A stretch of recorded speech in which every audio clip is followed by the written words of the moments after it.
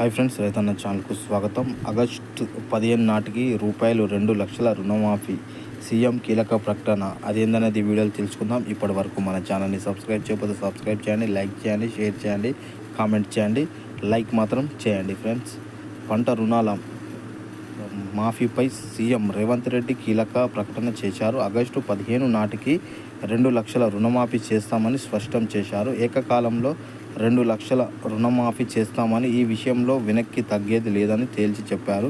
ప్రస్తుతం ఎన్నికల కోడ్ ఉన్నందున రుణమాఫీ చేయలేదని తెలిపారు. ఇక వడ్లకు 500 బోనస్ ఇచ్చి ప్రతి గింజ కొనుగోలు చేశామన్నారు. నారాయణపేట జనజాతర సభలో రేవంత్ రెడ్డి ఈ ప్రకటన చేయడం జరిగింది.